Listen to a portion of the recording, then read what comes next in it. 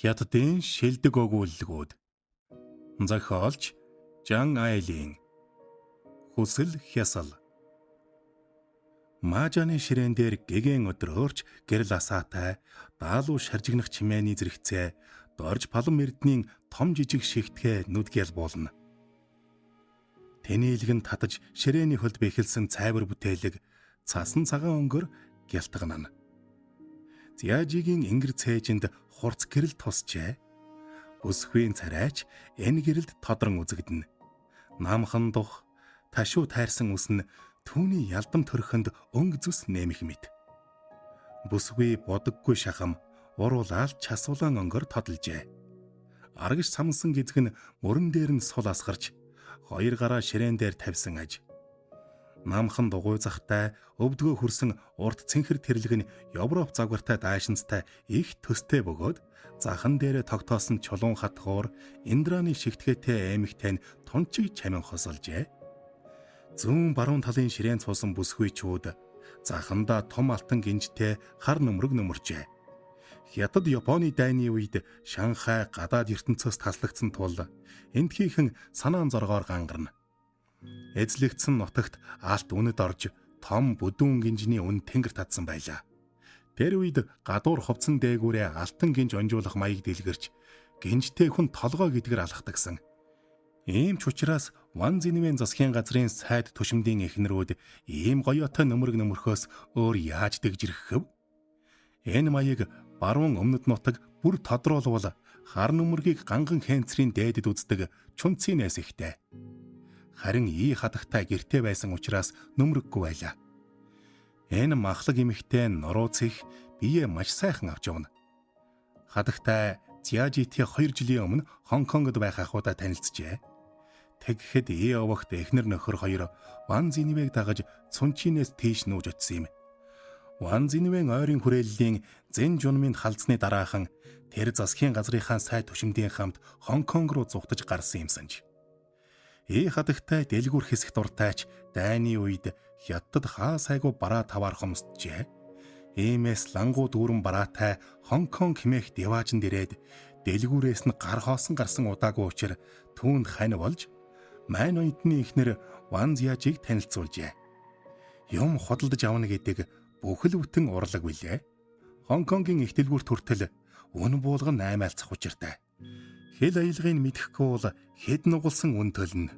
Мань оюутан экспорт импортын худалдаа эрхэлдэг сайд түшимттэй харилцаа сайтай. Ий хадагтай тал засахын тулд бүхнээ барих нь хадагтай сэтгэлд нэн таатай. Гэвч совдан эргийн эмгэнэлт явдлаас хойш Хонконг эзгүүрч мань оюутны ажил төрөл зогсонг байдалд орсон тул Ван Зяажи аргагүй эрхэнд нөхөртөө дэм болохоор Шанхайд цаг бугуйвч Тан үнэртэн гоо сайхны бараа урт нэмгэн оймос авчирч худалдаж эхэлсэнд ий хадагтай тэдний л бууж угаарай гэж аминчлан гуйжээ. Өчигдөр бид шууюуд зоог барьсан. Май хадагтай тэнд орж үзээгүй шүү дээ гэж ий хадагтайг хар нөмрөгтөө нэгэн бүсгүйд хандан өгүүлэхэд цаадах нь. Аа, тийм үү гэж том жиргүүхэн хариулвал өөр нэг эмэгтэй маа хадагтай ойрд үзэгдсэнгүү зүгээр биздэ гэж асуув. Тэгтэл маа хадагтай даалуу шаржигнахын завсраар гэрийн ажил дийлдэхгүй юм аа гэж намуун зөөлөн дуугаар хариу барихад ий хадагтай та биднийг үдийн зоогт орно гэж ам гарчхаад хэлсэн амандаа хүрээгүй болоод хэсэг нуугдаа юу л гэж бодлоо гэд нэмсэглэв. Зяажи бүсгүй маа хадагтай ухтаа түнд таагүй байдгийг сайн мэднэ. Бүсгүй Шанхайд ирмэгцээ маа хадагтайг эрэхгүй олны хараанаас шахан холдуулдаг билээ. Өчигдөр Ля хадагтай биднийг дайлсан. Сүүлийн 2 хоног тууж хожиж байгаа хүн аргач үгүй биз? Зоогийн газарт Ли овогт гэр бүлийн хоёртой таарад хамт сууя гэсэн ч хүн хүлээж байгаа гэд татгалзан лээ. Ля хадагтай дайлж байхад хамт сууя гэсэн ч хүлээсэн зочд нь хүрээд ирсэн. Нэлээд хідэн хүн байсан учраас нэмж сандал тавьсан шүү. Тэгээд ч ганц хоёр нь тэдний ширээнд багтаагүй. Ля хадагтайд би өөрөө тооцоо хийчихье гэтэл би дайлна гэд халгаагаагүй. Нас явж намайг хуурах хүнч олон болж дээ гэж гомдлохот нь хүний л жам гэж аргацсан шүү гэхэд бүгд инээв. Энэ зуур цаадах чинь энэ ноёны мэндэлсэн өдрөөр том бэлэг барьна гэд байсан да гэж маа хадагтай үг хавжууллаа. Ингээд ий хадагтайг маа хадагтайтай сонин хачин хуучлах завсраар гэрийн эзэн та нар өнөөдөр эрт цуглжаа дээ гэсээр орж ирээд эхнэрийнхээ ар зогсон тоглоомын ширээг хэсэг ажиглав. Эдний зочны өрөөний хан элсэн шаргал дэвсгэртэй улаан цэцгэс бүхий хэв торгон зурагтай битүү хөшиг унжлагтай. Нанжины ардын засгийн газрын төшмөл Жоо Фуханыгээр ийм хөшигтэй байсан. Удалгүй ий авахтынх ийм гоётой болжээ.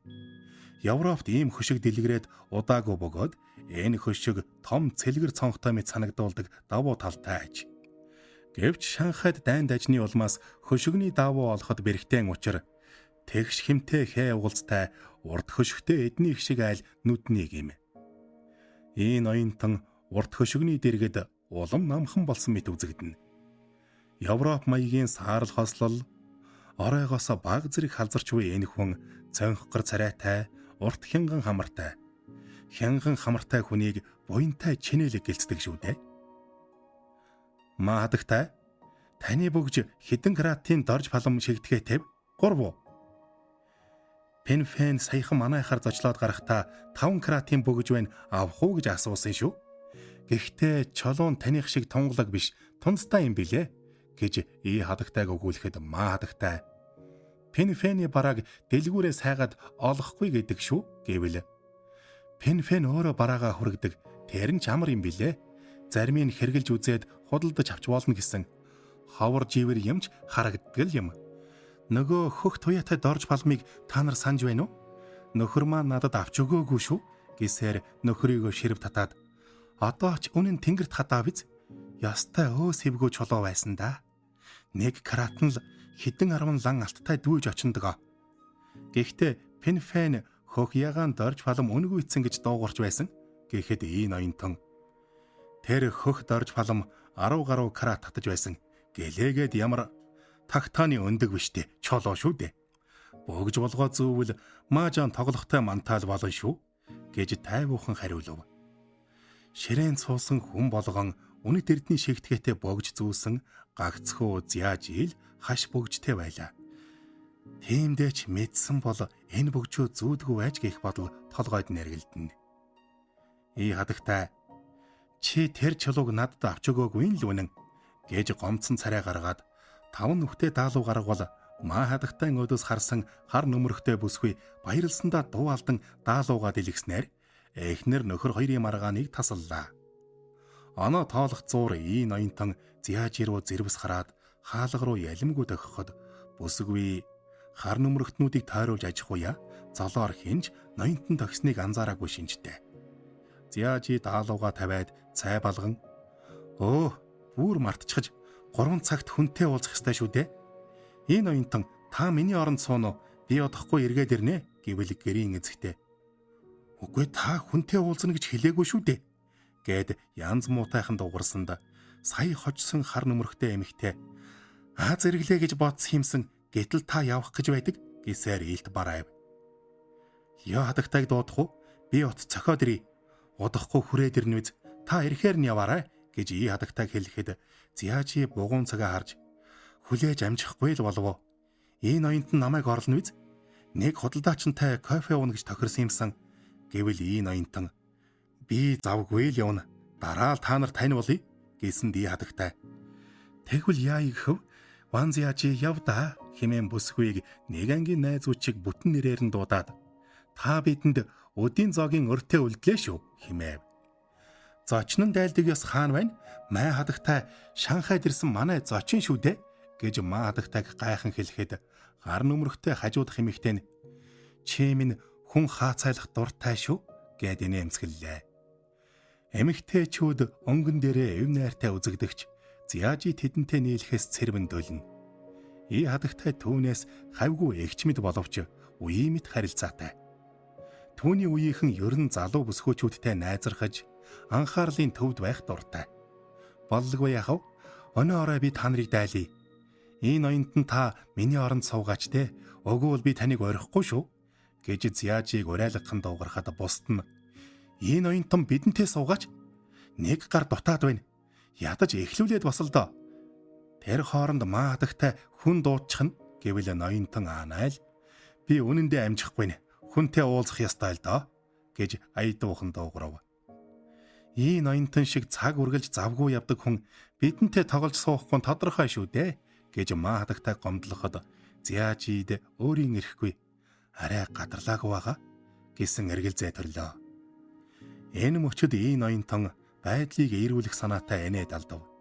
Түүн шиг дотгошоо хүн хаа нэгтээ болгоомж алдах нь бий. Сансан хэрэг нь өнөөдөр бүтэхгүй бол ий хадагтай сэжиг авч мэднэ гэж Зяажи сэтгээд гэрийн эзэгтэйтэй ойр зуурыг хуучлахад гэрийн эзэн гараад явчихлаа. Тэгж Зяажи тэндээс гарч өрөөндөө орсон ч хувцаа сольсонгүй. Тойлонд зэрвс харвал үйлчлэгч Иовагт эхнэр нөхөр хоёрын машинд суугаад явж болно гэж дамжууллаа. Зяажич тэр ёсоор машинд сууж кафений үүдэнд буугаад жолоочийг буцаав. Цаг эрт учраас кафе хөнгүү шахам. Улбар шар, улаан ирээн торгон бүрхүүлтэй ханын гэрэл, цэлгэр танхимыг гээгүүлж, дугуй ширээнүүдээ нэмгэн цагаан бүтээлгээр бүтээсэн нь сонгодог хэм маягтай тухтай орчныг бүрдүүлжээ. Утас сохихоор лангуун дээр очив. Нэг дугаарт залгаад 4 дуутахад тасалж ахин залгалаа. Үйлчлэгч гайхвэ гэж бодсондоо буруу залгасан бол та гэд дугаараа хийв. Үнэн дээр бол бүсгүй буруу залгаагүй. Угаасаа 2 удаа залгах учиртай юм. 2 дахь залгахад харилцуурын цаанаас байна уу гэх Кван Юммины дуу сонсогдов. Уг нь хэрсүү Ян Жуншэнийг хариу өгөөсэй гэж хүссэн юмсан. Гэтэл болсонгүй. Байна уу аха? Би байна гэж Кантон аялгаар хариулаад гэрийнхэн сайн уу гэж мэд мэдхэд хариуд нь сайн чи сайн биз дээ гэх ажээ. Би өнөөдөр юм авахаар явна. Гэхдээ яг хэдэд гарахаа мэдэхгүй байна гэвэл ойлголоо. Бид хүлээж бай. Чи одоо хаана байна гэж асуув. Сяфэ гудамжны кафед мэдлээ. Юм захих уу гэх бүсгүй гараг хөрч төрлөх Кантон аялгауга ахин сонсмоор болов. Хэрэггүй дээ. Би эндээсээ шууд гарах байхаа гэвэл цаг хангалттай байна. Тэгж байгаа дуулзъя да. Гэтэл бүсгүй харилцуураа тавьж хүн тэрэг хөлсөлөхөөр гудамж нь гарлаа. Өнөөдөр бүтэхгүй бол Иовагтынд үлдэх осолтой. Тэдний цугладаг хөөхнүүд адтай хуурна гэж саналтгүй. Аятайхан шалтак заагаад явах нь зүйтэй. Тэр бүсгүйд байр авч өгч болох юм. 20 ангид хоригдсан гадаадын 2 хүний байранд болцоход түүний эрх хэсэг нь эргэлзээ төрүүлж сэтгэл зовоос юмдаг. Тэр гэв гинтхэн ороод ирдэгч заримдаа чимээ сороггүй алга болчихно. Эхнэр нь нүд салгалгүй мөрдөж мушигдаг болохоор уцаар ярьж болохгүй. Харин ажлынх нь утас яриа бичигчтэй. Тэр хоёр холбоотойг хүн хар мэдвэл хэн нь өнгөрлөө гэсэн үг. Тэгээд ч ий хадагтайд тал болох гэсэн хүн мундахгүй олон шүү дээ. Үүний эсрэг үл тоовол мань хүн уцтахаа байлаад сурггүй болж мэднэ. Өмнө нь нэг тагнуулаас холбоо тасалж Чингисэн гэдэг. Тэгвэл байр аваад салснаас өөрцгөө хоосон хоцорно. Энэ насандаа элдвийг үдсэн түүнд эмс хүүхнүүд бишгүй л олдно. Өөрийгөө үй сануулж байхгүй бол урваад явчихна. Харц тулгарвал дайлдралгүй ширтэж, энгэр цээжээ айл болох задгаайлах нь зүйтэй. 2 жилийн өмнө энгин чинээ хэн санах уу гэж шивэнсээр цээжинд нь наалдах бүсгийн улс хийснийг мэдэрсэнгүй. Тэр үед бүлэгмийн залуус түүний байр байдлыг ойлгосон маягтай инээнцэглэж байсан ч харцсан цаанаа л хорон байсан да. Кван Юмын хүртэл тийм харцаар тоонож байхад гагц Ян Жуншэн л энэ хугацаанд хөхөн дүүрснийг анзаараагүй мэт явсан. Ян Жуншэн бүсгүйг нэг биш удаа эргүүлэх гэж оролцсон ч бүтээгүй билээ. Хүн тэрэг гадаадын иргэдийн дүүрэгт орж Зинэнси Симо гудамжны уулзурт хүрэхэд Зяажи кафений үүдэн зогсоорой гэлээ. Машин байж магадгүйгээд эргэн тойрныг аживал нүүр сачсан ачааны тэрэгнээс өөр машин үзэгдсэнгүй. Кафе цөөн ширээтэй, ундаа зуушаар үйлчлэхээсээ илүү зарж борлуулдаг бололтой. Гэрэл муутай тухгүй аж. Шилэн нүртэй шүүгээнд нь амттан өрөөстэй. Лангууны ард гэрэлгээгээтэй нарийн хонгил байхагаад морийн ханан тал нь бор будагтай аж. Хөргөвчний дэргэд цагаан дөрөмт хувцс, Дээр нь байх таазан тулсан өлгүүрт Европчуудын бууны нохоо болсон хятадуудын хүрэн өлгөөстэй. Энэ кафег Тянжинд Кислигийн зоогийн газарт ажиллаж байсан гадаадуудын бууны нохоо болсон хятад нээсэн гэж хэлсэн юмдаг. Энд түүнийг таних хүн үгүй учраас уулзахад амар гэж сэтгэсэн биз. Танд хүнтэй таарсан ч хотын төвд яваа хүн юу эсийг хийхв эвтэйхэн аргалжхаж болно. Кофе хөрсөн ч тэр ирсэнгүй. Түрүүчи удаа түрээсийн байранд цаг гарав хүлээсэн. Тэгэхэд хятадууд цаг барьдаггүй. Тэр тусмаа төшөмлүүд тийм шүү гэж өөрийгөө өмөрсөн. Өнөөдөр оройтвол дэлгүүр хаачихна. Энэ өдрийг тэмдэглэхгүй бол болохгүй. Би чамд богж авч өгье. Чи сонгоорой. Гэхдээ өнөөдөр ороочихлоо гэж хэлсний Зяжи мартаагүй яваа. Тэр бол тэдний анхны учрал билээ. Дараа нь санд минь нэг уулзсан тул богжны тухай сохиж амьдсангүй. Өнөөдөр мөн л тэр тухай ярихгүй өнгөрвөл яаж ийгээд сануулах хэрэгтэй. Гэлээч өөрийгөө өнгөөдүүлж хэрхэвч болохгүй. Өөр хүнтэй болсон гэж дуулгад юм билүү? Тийм ээ, тэр нь зөв. Залуу бүсгүй толгойг эргүүлсэн гэж бардаж явхаа болох нь лав. Бүсгүй түүнтэй мөнгө харж учирсан нь хэнд ч тодорхой. Тэгээд ч эм хүн элдвийн гоёл чимэглэлд нүд унгадаг жамтай. Ойр зуурын 8 хийж мөнгө олдог хүнд бэлэг барихад юу нь буруу аж? Тусгай албаны түүн шиг хүн юу хүн хийхнийг ч болов хойш тавин нөөцөлж байхын нарийн учрыг андахгүй мэднэ. Гагцхөө итгэлийн олох хэрэгтэй. Урд нь бүсгүй хэлсэн газарт нь ирдэг байсан бол одоо хүссэн газартаа дагуулад очих ёстой. Өмнө нь жолоочоо яг цагт нь явуулсан. Харин өнөөдөр өөрөө ирэх болов уу? Тэгэхээр найдвар бий гэсэн үг. Жолооч нь ирсэн бол зочид буудалд хүргэж өгөөд тэр хоёр тэндээс гарахгүй онжин шүү дээ. Өмнө нь зоог барихаар гарна гэсээр шөндөл болж гартал зоогийн газар хэдийн үүдэ барьсан байлаа. Гарвал эргэж орохгүйгээс хойш зочид буудалдаа л үлддэг байж. Дэлгүүр хаалаа шүү гэж яаруулж болохгүйгээс хойш яалтайч билээ. Бүсгүй биеэ эмнэлэгчиг болсондоо харамсан. Энгисхээ сэргээхээр толио гаргав. Хожимдож байгаа нь өөрөө ирэхийн баталгаа биш. Өөр хүнтэй болоод л Зяжиг ийхүү үл тоомсролдог үзээ. Өнөөдөр бүтгэхгүй бол ахиж аятай боломж олдохгүй мэдээж. Цагаа харлаа. Цаанаа л нэг муу совин татна. Хажуугийн ширээн цуугаа хятад тэрлэгтээр түүнийг ажиглана. Бүсгүйн өмнө ирсэн болохоор тагнаж дагаагүй лав. Юу хийж яваа юм бол зүүсэн гоёл чимэг нь жинхэнэ алт мөнгө мөн үү биш үү? Бүжигчин биш ч жүжигчин байх магадлалтай. Гэхдээ л танихгүй юм гэж бодож суугаа бололтой. Үнэн дээр Зяжи жүжигчин одоо ч жүжиглэн суугаа боловч хэн ч үнийг үл мэдхийн учраа нэрд гарах хэсэг нь тун эргэлзээтэй. Бүсгүй их сургуулийн театрт сэтгэл гэгэлзүүлсэн түүхэн жүжигүүдэд тоглож байлаа. Япончууд Гуанжууд нэвтрэхээс өмнө тэдний театрынхан Хонконг руу шилжиж хэд хэдэн жүжиг амжилттай тавив. Жүжигийн дараа Зяжи догдлоод тайвширч чадахгүй байсансан. Найзуудтайгаа шөндөл болтол баяраа тэмдэглээд гэр гэрээдээ тарсан ч бүсгүй харьсангүй. Хоёр найз бүсгүйтэйгээ хоёр давхар таранбайд суугаад хотоор зугаалсан юм. Хоёр давхартай хүн ихтэй таранбай найхсаар хотын өргөн гудмар сүлжихэд энд тэндгүү хурц гэрэл асаж халамтсан мэт сэтгэл хөнгөрчээ. Тэдний хэсэг оюутанд Хонконгийн их сургуулийн том танхимд хичээлээ хийхийг зөвшөөрсөнд оюутнууд шавж хөл тавих газаргүй болсон бөгөөд чихэлцээр арай ч ангийнхандаа хүрнэ. Зяжигийн нөхөд олны хараанд өрцөндөө ялимгүй эвгүүцнэ. Түүнээс гадна эх орныхон хувь зяанд огт санаа зовсон шинжгүй эндхийн оюутнуудад дургүйцнэ. Тиймдээч тэдний хідэн нөхөд адал явдал тэмүүлсэндээ нийлж нууц бүлгэн байгуулжээ. Ван Зинвэг эхнэр шадар туслахуудынхаа хамт Хонконгод сууршсны дараа Кван Юмын засгийн газрын нэгэн ажилтан нутгийнх нь хүн болохыг таниж удалгүй түүнтэй холбоо тогтоон Ван Зинвэн ойр хүрээллийнхний тухай мэдээлэл авдаг болов. Энэ тухай нөхөддөө дуулгавал нэгэнт эх орноос оруулсан эдгээр улс тэр дундаа ийг ихчээс хэрхэн өшөө авах тухай хоолойгоо сөйтл шүнжин маргалдлаа. Эцэст нь тагнуул бүсгүйг ий хадагтайд ойртуулж нөхрийн өргөт харга бодож олсон түүхтэй. Гэвч оюутан бүсгүй танилцуулбал гиндэн Хонконгод ажин түжин суудаг хятадын хувь заяанд өчүүхэнч санаа зовхгүй худалдаачны эхнэр байвал яг таарна гэж үзээд Зяажийг бэлтгэжээ. Нууц бүлэгмийнхэн дундаа бололцоотой нь ганц Хуан Лэ байлаа.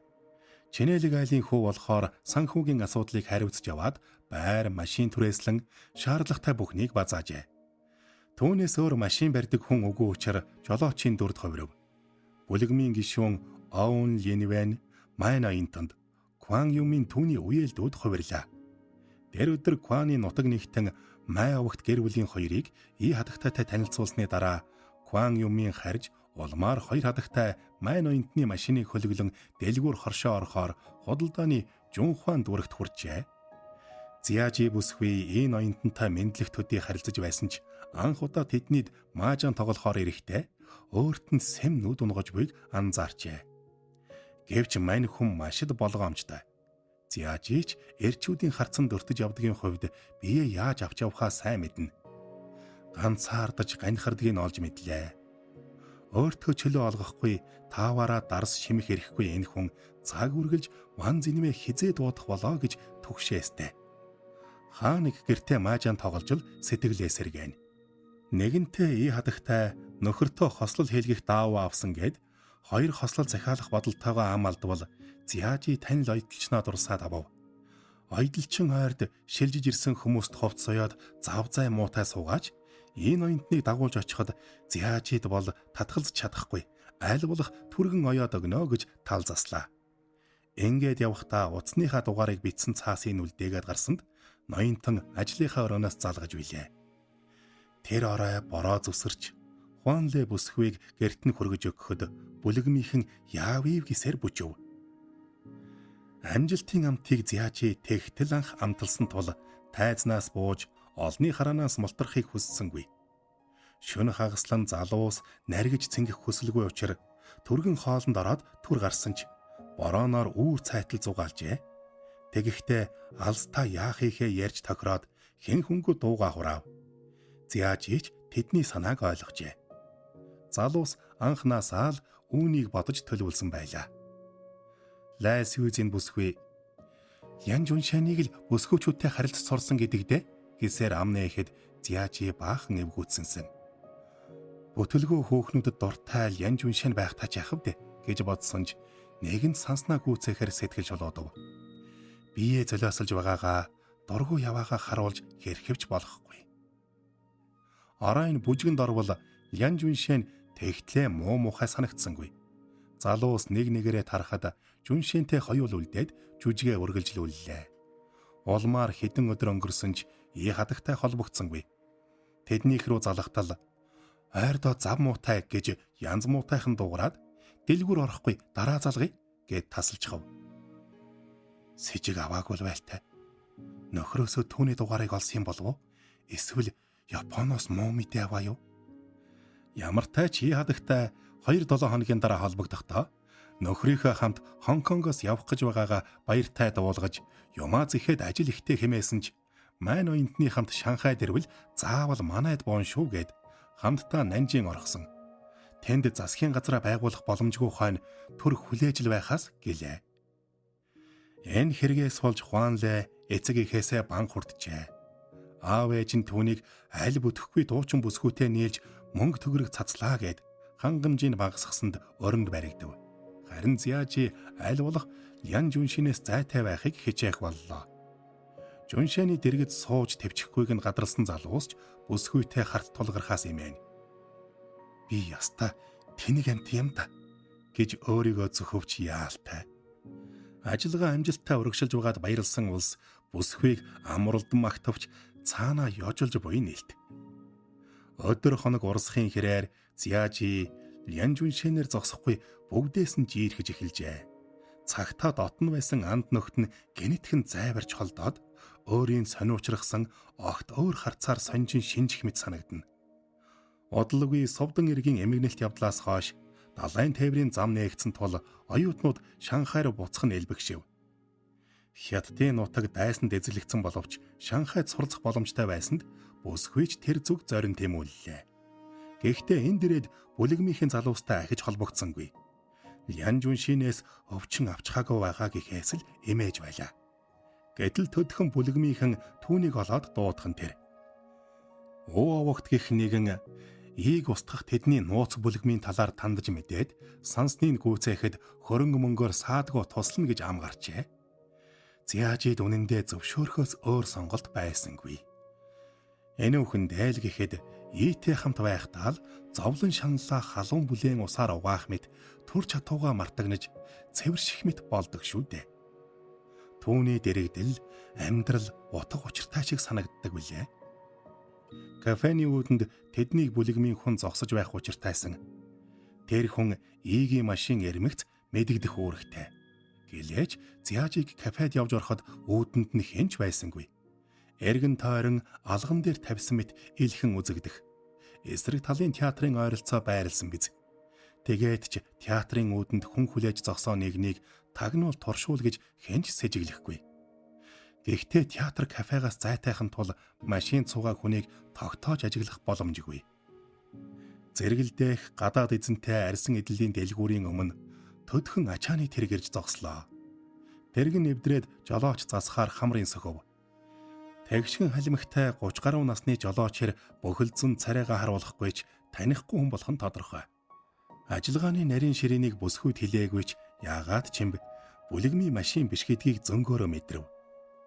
Унаж байсан машинтайгаа очно гэж ярьж байсан овогт өөр машин олсон ч юм билүү химээтгэв. Цаах нь өөр нэг машин байна. Бүлэгмийн машин бол жолооны ард хуанлээ сууж байх учиртай. Гэвч кафед орохдоо Зяажи тэр машины жолоочийг тогтоож харж чадсангүй. Тэдэнд тэгтлээ тэгдэггүй шинжтэй байдаг. Байдал биштгэл барьцаалтна гэж санаж явдаг болов уу? Тэр Шанхайд ганцаараа ажилдгүй нь мэдээж хэрэгч Кван Юминтэй өөрөө л холбоо тогтоодог.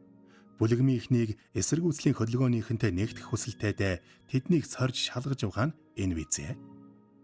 Нэгэнтээ Кван Юмин хэн нэгнийг онож буудахын тулд бууга тулгаж байж л онох боломжтой.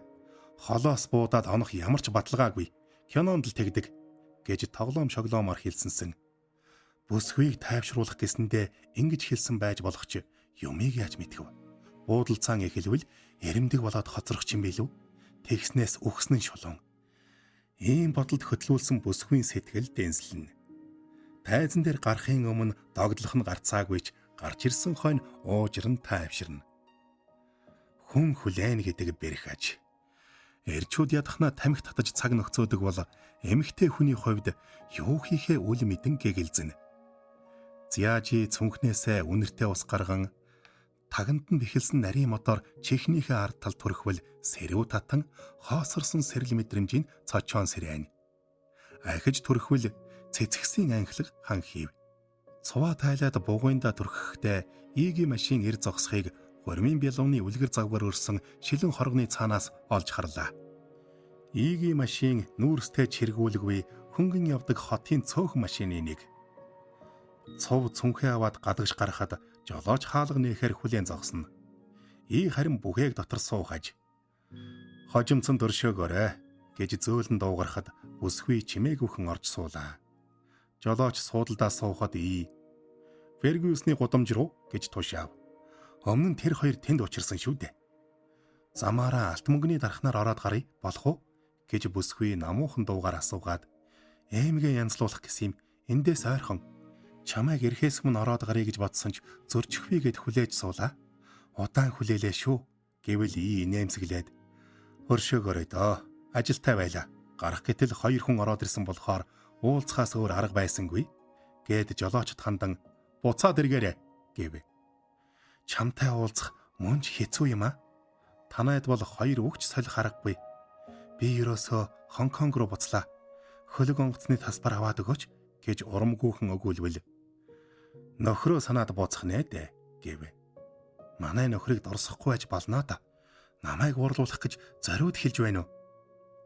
Зяажи нөхрөө бүжигчин хөөхнөттэй наригж цэнгэх дуртай болдгсон бол хариуг нь барихсан гэж түүнд ярьжээ. Ий гараас нь атхаад тохоогоороо хөхийн хөнгөн дарав. Тэр ер нь ингэж явах дуртай. Машин суугаад эхэвчлэн энэ маягаар явсаар зорьсон газраа хүрдэг. бүсгүй холдос хийгээд цонхоор харлаа. Тэд уулзвар хүрээд буцаж иргэн Ийлийн чихрийн үйлдвэрээс нэг тасалбараар 2 удаа кино үзэх боломжтой хоттой ганц Пинганы кино театрыг чиглэн давхив. Театрын улаан шаргал тоосхон байшин дайн дажныг мартагнуулж 5 тухыг мэдрүүлнэ. Гудамжны буланд дүнхийх тал дугуй театрын үүд уужим цэлгэр талбайтай Жиазигийн сууж байсан кафений чанх эсрэгцээ байрлана. Кафений цаана арьсан эдлэлийн Сибирь эмэгтэй хувцсны Льюву фүүрэн дэлгүүр байна. 2 дэлгүүрийн 4 том шилэн хорго хурц гэрэлтэй хэнцэр хувцтай манекенууд нь хөсөл шунал бадраан харц булаана. Дэрэгдээ хоосон хорогтой өөр нэг дэлгүүртэй. Үнэт эдлэл гисэн англи пай зөлгсөн ч өнгө үзэмж муутайхан үнэтэй цайтай зүйл зардаг гэдэгт нь эргэлзмээр. Жолоочо зогс гэд бүсгүйг даган дэлгүүрт орлоо. Бүсгүй өндөр өсгийт өмсвөл ийгээс хавьгүй өндөр болох ажээ. Ийд намхан өсгийтэй гутал таалагдгийг мэдсэн бол өндөр өсгийтэй гутал өмсөхгүй л байж. Өндөр эрчүүд намхан бүсгүйд, намхан эрчүүд нуруулаг эмхтэй татагдгийг анзаарсандаа ингэж гангарсан хэрэг. Араас нь ажиж өгөөг мэдхийн хувьд гунгасаар онгорхой хаалгаар явж орлоо. Европ хослолтой энэтхэг худалдаачин мэд мэдэн босов. Энэ дэлгүүр багшаархан боловч гэрэлгээгээтэй. Гэлээгээд нүд хужирлах юмар марвуухан. Хиймэл Индранил, Бадмарг цөөн хідэн үнэт чулуу өрсөн ганц шилэн хорогтой.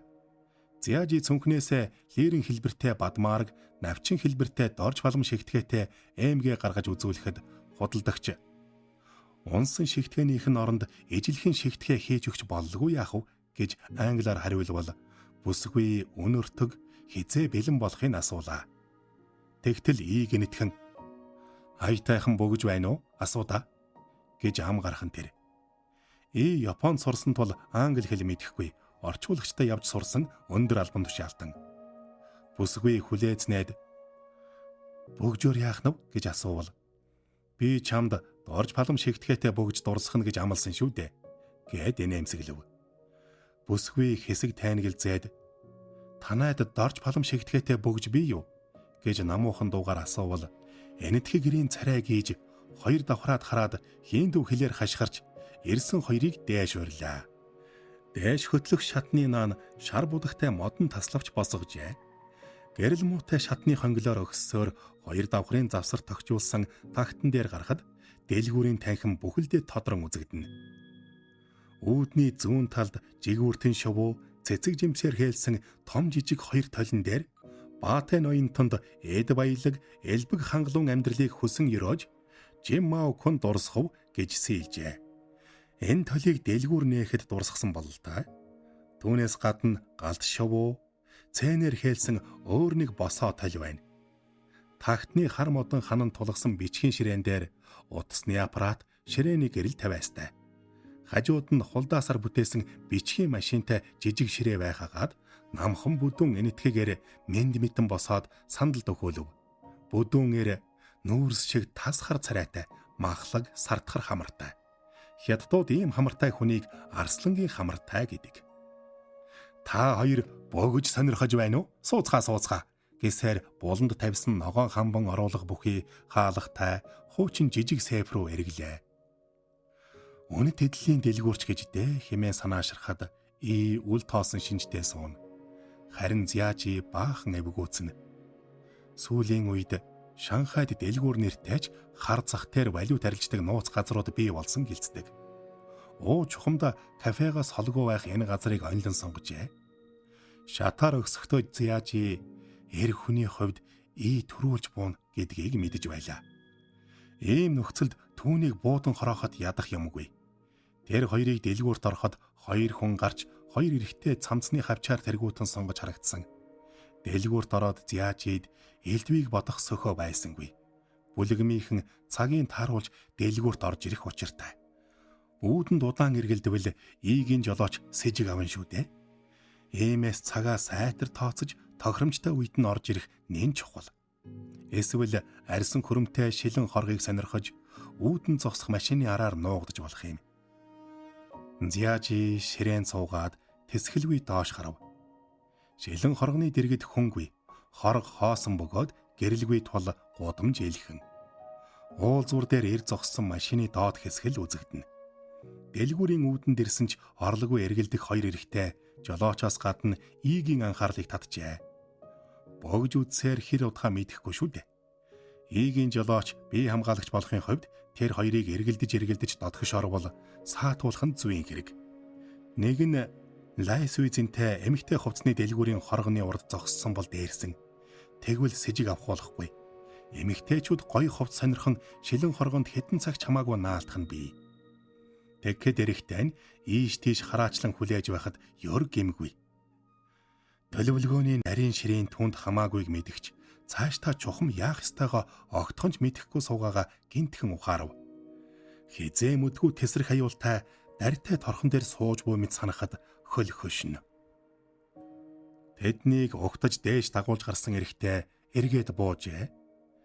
Дэлгүүрийн хоёр эзэн хамаатнууд биш бол л та. Угтсан эр цайвар арьстай, сахал ихтэй, бүлцэн нүдтэй бол энэ эрэхтэй хар хүрэн арьстай. Эхнийх нь дун зэргийн нуруутайч бадруун чирэг биетэй, өргөн цээжтэй. Худалдагчаас гадна хамгаалагчийн уургийг гүйцэтгэдэг биз. Үнэт эдэлтэй шүүгэн үүднээс хол, хорог хоосон байгаа нь хулгайчаас сэргийлсэн арга бололтой. Гээд сорц муутай алт хэдэн валютаас өөр алдах юм тайсан уу энэ дэлгүүр. Энэ зур эзэн дорж балам шигтгэхтэй хэд хэдэн бөгж хатгсан гар хилэн дотортой хайрцаг гаргаж тавилаа. Зяажи бөгж сонирхон тонгойход ийч дөхөөдөрлээ. Эрэм хоёр нэгч бөгж авч үзсэнгүйд дэлгүүрийн эзэн наадхаас ч гадна бас ийм бөгж бий шүү гэсээр Сэф рүүгээ эргэв. Ийм гисэн бөгж нь хөх торгон хайрцагт нямбайлан хатгсан шошийн дайтай ягаан дорж балам шигтгэхтэй бөгж юмсанж. Ягаан дорж балам үнгүй ицсэн гэсэндэ Зяажи бөгжийг үзээд баахан сандрав. Юмны үн мэддэггүй, чанар чансааг нь таньдгүй амтан гэх үедээ хэмээн санаа зовно. Гэвч юугүй буундуу пүн хийж бүх юм дуусах байна. Түүнийг юу ч гэж бодсон хамаагүй. Тэглээч сэтгэлийн чандад энэ бүхэнд нэг л итгэх боломжгүй. Алс та юу болох тухай бодмооргүй санаж. Түүнээс гадна айж сандарсныг анзаарч мэднэ. Бөгжийг авбал дайчгүй бөгж байна шүү гэж шивнэлээ.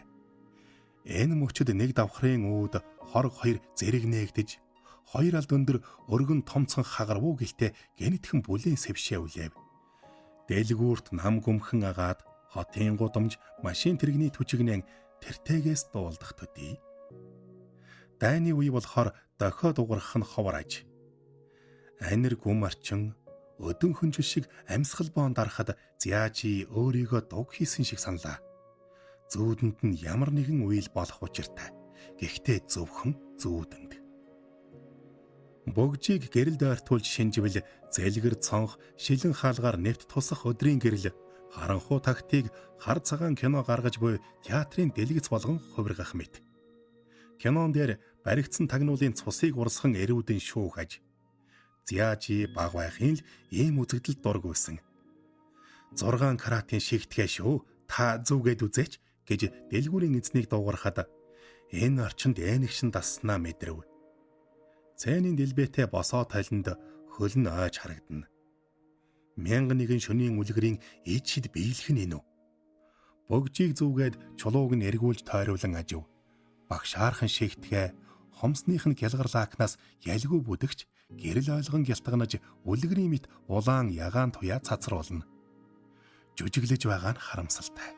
Сэтгэл булаасан бөгжийг одолгүй эргүүлж өгөх нь хяслантай.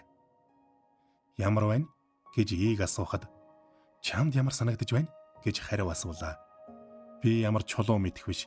Чамд л таалагдвал болох нь тэр. 6 каратын чулуу сэвтэй байж мэдэгч энэ чулуу өөгүүл харагдах юм гэсээр тэр хоёр намуухан ярилцав. Зяажи Гуанжууд сургуульд төгссөн.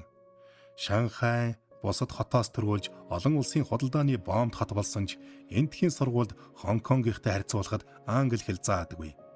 Англиар ярихдаа дууга өөрийн ирэхгүй намсгадаг. Тэгтэл дэлгүүрийн эзэн бөгжөө авахгүй нь гэж эндүрээд үнэ буулгав. Араа бүлгэртэл ийм гайхалтай зүйл гардаг. 8 тохирсонд бүсгүй бүлэгмийнхэн энэ хооронд бэлдэж амжаагүй л болов уу гэж саналаа. Жүжигийн яриа их цаг авдгийг Зяажи сайн мэднэ. Гэтэл тэд бараг ярилцсангүй. Шуудхан тохиролцов. Цаг хожихын тулд баримт бичээд өгөх үү? Маргааш хүн явуулж төлбөрөө хийгээд бөгжөө авъя гэвэл овсгоотой эзэн даруй чек бичлээ. Зяажи бөгжөө эргүүлж өгөөд сандлын түшлэг налан амьсгаа авав. Энэ мөчөд дэлгүүр тэр хоёроос өөр хөнгүү мэт эл хойл болоход хаа сайгүй л чек бичээд урьдчилгаач авахаа байж дээ гэвэл тэрнж дээр би ямар бэлэн мөнгө авч явах биш хэмээв. Шиг эрэх тушаалтай хүн мөнгө авч явдгүйг Зяажи мэднэ. Аливаа төлбөр тооцоог дагаж явдаг тослогуудаараа дамжуулан өөртөө алдагдaltaгүй хийдэг. Гээд Зяажитэй уулзрахдаа ганцаараа явдаг юм. Англичууд эрх мэдэл бол хүсэл өдөөх хамгийн хүчтэй хэрэгсэл гэлцдэг. Зяажи энэ үгийг дуулаагүй ч салж болдгүй тэр ертөнцид өөрийн эрэхгүй татагдан айнагшин. Эр хүний ходоодоор дамжин зүрхэнд нь хүрдэгтэй л ижил эм хүний хүсэл тачаалыг ханган байж сэтгэлийн татдаг жамтай. Англи хэлд нэвтэрсэн хятадын эрдэмтэй нэгэн өгүүлсэн гэдэгч Зяажи түүний нэр усыг сансангүй. Мөнөөх эрдэмтэн олон ихнэр буулгах үзэл бодлоо хамгаалахдаа нэг гүц хэд хэдэн аягтай нийлж байж сая нэг эж үрдэл болдог. Нэг гүц нэг аягтай байхыг та нар хараагүй үстэ гэж дуу алдсан билээ. Гэвч эм хүний хүсэл тачаалыг ханган байж сэтгэлд нь хүрдэг гэж хэлсэн эсэгт нь Зяажи баахан эргэлзэнэ. Амийнхандаа энд үрчил гэж санав. Янхны газрын янхан зугаа цэнгэлд дуртай бэлэвсэн хөөхнүүд л тийм биз.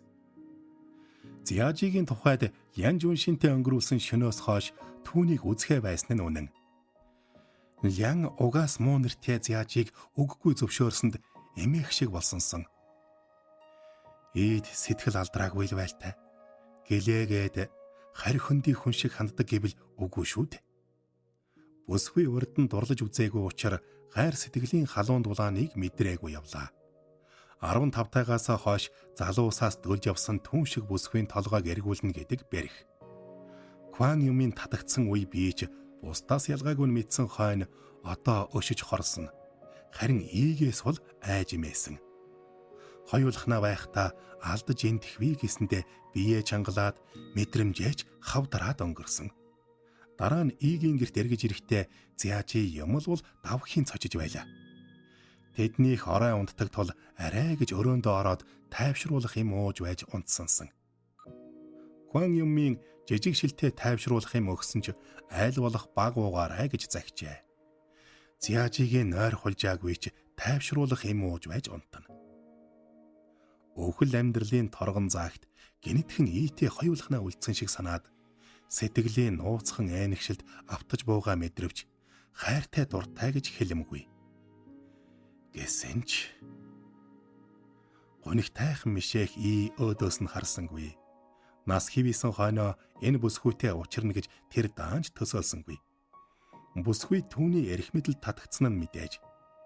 Тэглээч эр хүний хувьд сэтгэлд нь хүрсэн учраас үүндээ тулжээ. Эмэгтэй хүнд бэлэгсэлт өгөлгүй ч яах вэ? Гэхдээ цагаас нэрт эрхлүүлж болохгүй. Иймээс өдий хүртэл чимээгүй явсан юм. Бүсгүй хүнтэй дэлгүүрээр явж сурсан яаруулж шавдуулдаггүй, таваар нь байлгадаг. Гүн тунгалаг харцтай гунигтайхан нүдэ нуун толгоогоо ялимгүй унжуулсанд сормуус нь эрвээхэн далавчиг ялимгүй чичгэнвэл бүсгүйн өр зүрх шимширч надад сэтгэлтэй юм гэх бодол зурс хийхэд голоор нь зураад авлаа. Би алдлаа гэж юу? Дэлгүүрийн эзэн чекээ өгөхөд бүсгүй "Зүгт, отоохон зүгт" гэж бүгдхэн дуугарав. Зог туссан ч бүхнийг ойлгожээ. Шат алгасан гурав үсэрч буугаад өөдрөө угас хийв. Оройтжээ. Нэгэнт оройтж. Дэлгүүрийн эзэн угасхийн буухад баахан сандарч яах учраа олохгүй хэсэгтэй л хөдөлж чадсангүй. Игийн гутлын өсгий тогхийн дуурч дэлгүүрээс нисэх нь холгүй гүйж гарвал доор үлдсэн худалдагч араас нь шурт хийв. Худалдагч зогсооно гэхээс Зяажи айла. Жаахан лалгуурлвал амиа алдна. Гэвч худалдагчээр түүний машиныг хараад замд нь хөндлөссөнгүй. Гүүдэндээ зогсов. Машин хөдлөхтэй зэрэгцээд тас хийх дуу хадлаа. Боондоо юу? Эсвэл машины хаалга хаагдах нь нү? Машин хар хурдаараа ухс хийжээ. Буутсан бол нэг биш хэд буутхан лав. Зяажи буундуу гараагүй гэж өөрийгөө тайтгаруулна. Уртаар санаа алдаад жигтэйхэн ядарч цуцснаа мэдэрлээ. Цов цүнхээ авч босоод баяртай маргааш ирээ. Чухал ажилтайгаа санаад гүйгээд явчихлаа гэвэл махлагэр бөгжний шигтгэхийг шалгахаар томруулдаг шилээ зөв. Чингээд шигтгэхээ хэвээр байгааг бадтай мэдээд хариу инээмсэглэн бүсгүйг үдэж гаргахаар бослоо. Дэлгүүрийн эзэн шигтгэхийг санд минь шалгасныг гайхалтгүй. Богжны үн өртгийг хэлэхэд үйлчлүүлэгчид сэтгэл хангалуун байлаа. Зяажи түргэн алхасаар шатаар буухад худалдагч үүд хүртэл гаргаж өгөөд хаалга хаагдгүй үгүй юу дэлгүүрийн эзэнтэй бухимдангуй үг сольж сонстов. Гудамжинд хүн тэрэг харагдсангүй Симо гудмыг чиглэн алхлаа. Ийг үсрэн гарах чимээнээр тэднийхэн хар авч өдийд нуугдаж амтсан байх учиртай. Дэлгүүрийн арын хаалгыг сахиж байсан хүн үлдчихсэн юм биш байгаа. Ухтаад ирвэл яах вүлээ? Гудамжинд байцаан шалгааж шууд буутчихгүй л мэдээж гэж санаад тайвширв. Гэгээ тасраагүй эрт байхыг бодоход бүсгүй дэлгүүрт байх зуура цагийн баримжаа алджээ. Гудамж хөлигтэй хүн тэрэг зөрөн өнгөрөгч сул тэрэг нэгэ хинч үгүй. Хөлтэй гудамж шилэн хоргоны цаана мэт. Хурч тэмтэрхийн аргагүй алсад дүлийн оргинд дүнсийн. Хүмүүс ховцомсон манекенууд шиг хөшиж гөлийсэн аятай. Ганцхан Зяажи айжмээсэр орчин тойрныг ажина. Нүүр сажсан машинаас л хол явах юм шүү. Хаалга нь гэнэт нээгдэж хэн нэгэн түүнийг чирээд оруулчихж болцсошгүй. Бенган театрын өмнөх талбай айлах бол кино дуусаагүй. Хүн тэрэгчд цуглаагүй аж. Хаа хүрхээ эсмэдэн алхаагаа удаашруулад эргэж харвал гудамжны нөгөө талаар зорчигчгүй хүн тэрэг явна. Бүхээг дээрээ алаг ирээн сэнс хэд хэдийг зоожээ. Өндөр нуруутай тэрэгч залуу ёстой цагаан морь унсан хан хүмэд үзэгдлээ. Гараа даллан дуудвал хурдаа нэмэн сэнсээ эргэлдүүлсээр дөхөөд ирэв. Юу яан гудам руу гэд суулаа. Бүлэгмийнхэнд тэр гудамнаа садангийнх нь хүн суудгийг хилээгүй зоол болж. Байдал намжтал хэд хоног тэнд хорогдоод цааш та яах хийхээ тайван шийдэе гэж бодлоо. Гэвч зин анси сүмхүрч амжаагүй явтал шүгэл тас хийв. Хаачих шиг боллоо гэж тэрэгч залуу хэлэхэд энгийн хувцастай шүгэл зуусан дунд иргэм насны эр годомжны нэг захаас нөгөөрөө тууц татна. Годомжны нөгөө үзүүрт мөн л энгийн хувцастай нэгээр адилхан тууц татаж байлаа. Хажууханд хонх жингэнэвч годомжны шуугинд дарагдан алсаас цуур айтах мэт. Хүн тэрэгч татсан тууцанд тулсан хойноол сая зогсож сэнсээ хүчтэй эргүүлээд зорчигч бүсгүрүү инээмсэглэн эргэж харлаа. Маажаны ширээнд 3 хар нөмрөгтөн тухлан суужээ. Яв хадагтай цоохор хамартай аж. Ашгүй энэ ноёнтон эргээд ирлээ гэж маа хадагтайг дууалдахад хажууд хадагтай нь Ван Зяажи сурггүй шүү. Өнөөрөө дайлныг ичхэд алга болчих юм. Тэр ч ирэхгүй дэгэ гэвэл хүлээгээд байвал хоолгүй хонох биз гэх хариу дуулдав. Яв хадагтай энэ ноёнтон өнөөрөө танаа эхнэр одтай байна шүү. Маргааш биднийг дайлах юм байгаа үсттэй гэж хөгжилтэй хэлэхэд маа хадагтай хадагтайч ноёнтныг бодвол хэлсэндээ хүрдэг хүн гэж инээмсэглээд та түрүүчийн удаа бидэнтэй тоглож хожоод дайлна гэж ам гарсан да. Бид хүлээгээд л байгаа гэвэл 3 дахь эмэгтэй нэрээ тийм шүү. Бид ямар таныг дайлж чадах биш гэсээр инээд алдсанд энэ ноёнтон хариу инээсэн боловч дуугарсангүй. Үйлчлэгч цай барихад янжуурынхаа үнсийг дийзэн дээр унгаагаад ханаар нэг унжуулсан урт хөшгийг ажив. Хүн нуугдахад ядах юмгүй аж. Тайвширч чадахгүй амьсгаа өндөр явлаа. Энэ хөшгийг маргааш гэхэд авч хаях юм шүү. Эхнэр нь дургуулхийгч өөр аргагүй. Таарсан болгоноо гэр орондоо авчирдаг эхнэр нь түүний аминд хүрэх төглөө. 2 жилийн өмнө Хонконгод танилцсан бүсгүй туршуул байх юм гэж хэн санах вэ? Дэндүү сайн төлөвлөжээ. Гэлээч эцсийн мөчөд бүсгүй түүнийг тавьж явуулсан. Сэтгэл алдраад жинхэнэ анд болж хувирсан нь энэ биш үү? Өдий наслахта ийм хүнтэй учирч байгаагүйгээ одоо л ухаарах шиг. Уярал хайр өдөөж урам зориг нэмсэн учрал байж дээ. Болдогсон бол бүсгүйтэй хамт баймаар байвч түүн шиг эрх тушаалтай хүн гэрүүлээ цоцлуулна гэдэг огт боломжгүй. Тэгээд ч бүсгүй жирийнийг оюутан шүү дээ. Тэдний бүлгэмд тагнуулд ажилдаг ганц хүн байсан нь Чүнцэнээс ирсэн Өөмэн шууганаар зугтаж амжижээ. Бингаан кинотеатрт кино үзэж байгаад дундуур нь гарч төлөвлөгөө нурсныг мэдээд эргэж танхимд орж гудамж талбайг хааж бүгдийг шалган хориход тасалбараа үзүүлээд мултарсан бол л да. Түүнтэй хамт явсан бүлгмийн залуу мань хүнийг халааснасаа янжуур киноны тасалбар гаргаж ирэхийг харсан гэлцэн. Тэд анхнаасаа л ямар ч тохиолдолд түүнийг хүлээлгүй тарна. Харин тэр кинотеатрт эргэж ороод киногоо дуусгана гэж тохиролцжээ. Баригдсан залуус анхны байцаалт дээрээ л хэрэгэ хүлээжээ. Ноёнтон даалуу ажин эхнэрийнхээ ард зогсно. Янжуураа унтрааж галуун бүлээн цайнаас оочлоо. Эртхэн амрах хэрэгтэй ч эцэж ядарсандаа тайвширч чадсангүй. Энэ шөнө нойр хулжихна. Ажил дээрээ уцнаасаа холдолгүй байцаалтын үр дүн хүлээсээр олигтойч хооллож ундалсангүй. Үнэт эдлэлийн дэлгүүрээс хумгүй гүйж гараад хамгаалтын албатай холбогдож гудамж талбайг хаалган бүлэгмийнхнийг баривчилж 22 цаг ихэд бүгдийн толгой дараалан байцаагаад буудан хороожээ. Бүсгүй өвхийнхээ өмнө мэдээж түүнийг өшиж зансан. Аюул дагуулсан айхавтар түшмэл байгаагүйсэн бол сэтгэлийн татаж чадахгүй л байж. Гэвч нөгөө талаас өөрөө өдөр бүр аюул осолтой тулгардаг шүү дээ. Япон цагдаа нар биш юм а гэхэд түүн лүгэ адил онцгой үүрэг даалгавар гүйцэтгэдэг Жофухай алхан бүрийн алдалгүй тагнаж суугаа. Түшмэл дайсны талын туршуултай холбоо сүлбэтэй байсныг мэдвэл дээш мэдээлэх нь гарцаагүй. Гэлээгээд одоохондоо Жоо ямар ч хөзөргүй. Мэргэжлийн тагнуул туршуул биш, жирийн оюутнуудыг дэндүү хэрцгий шийтэглээл гэж буруутгаж болох юм. Тэглээ чиг жирийн оюутан гээд тэднийг суллаа тавьчихж боломгүйг ийгээс илүү мэдэх хүн хэн билээ? Эх орноо гисэн оюутнуудыг дарахгүй л бол нэрэн сэвтэй. Улс орны байдал тогтворгүй байхад энэ байтугай юу ис болох вэ? Сэтгэлээ хуваалцах хүнтэй болсон ч өөрийн гараар хороосондоо хар уусна. Үүнээс хойш бүсгүй түүнийг сүүдэр мэт дагаж шаналган шүү дээ. Зяачи адаг сүлдээ түүнийг үзэн ядсан ч ганхарсан сэтгэлийн хань болсон нь л үнэн. Тэр хоёр анханасаа анчин золиос хоёрын харилцаатай байж бүсгүй амьддаа анд нөхөр нь болсон бол амьсгал хураагаад үргэлжид дагах сүнс сүүдэр болж хувирав. Ноёнтон биднийг орон зоогт ураач гэж дуудуугаа авалцах хар нүмерхтнүүдийн царай хүйтэн хөндөй. Та амлсан шүү дээ гэхэд хадагтай. Маадагтай.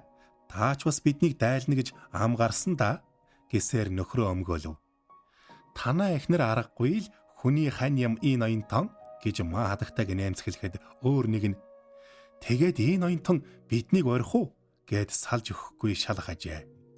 Өөрлөгөө яах вэ хэмээн нүүр дүрм мишэлзэх маадагтай уг дуугүй ойлгожээ.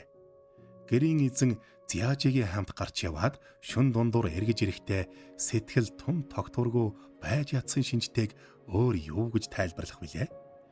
Эхнэртэй май хадагтайг ар гэрээс нь дуудуулсан тул Хонконг руу Яруу санд руу буцсан гэж хэлхэн зүйтэй. Зяажиг үнэндээ эхнэр нь л гэртээ суулгасныг сануулах хэрэгтэй. Шалгаад үзтэл бүсгүй Чүнцэнд төвтэй нууц бүлгмийн туршуул байсан нь илэрч Японы цагдаа тэднийг шалгаж эхэлсэн тул эртхэн нэр цэвэр гарах гэж шуурхай ажилласнаач ойлгуулах ёстой. Эвгүүтвэл эхнэр нь тагнуул гэгдэж мэднэ гэж сануулъя гэж бодлоо. Тэгсэн цагт маа хадагтайч элдвийн уг хаяхаа болно. Ноёнтон биднийг урин л гисэн бол эхнэр нь байлаач санааг нь өөрчилж чадахгүй. Эхнэр нь нөхрөө хамгаалах нь зүйн хэрэг. Маргааш та нарыг орон хоолнд өрий да. Заавал маргааш гээд яах вэ? Та ажил ихтэй хүн. Зав зайгаараа болно шүү дээ. Зүгээр дээ. Лайс орох уу? Лайси герман зоогтой байгаа. Амт муутай санагдсан. Хүйтэн зуушнаас өөр юм байсан билүү? Хунианы халуун хоолны газар орё. Болж байна уу? Өчигдөр би тэгэхэд шууюуд ороход маа хадагтай ирээгүй. Би бол зүүж уудлал ормоор байна. Ойрд тийшээ зүгэлсэнгүй. Яан хадагтай биднийг тэнд оруулсан байхаа. Тэгэхэд Лё хадагтай яваагүй шүү дээ. Лё хадагтай хунианы хүн, хунианы зоогийг андахгүй.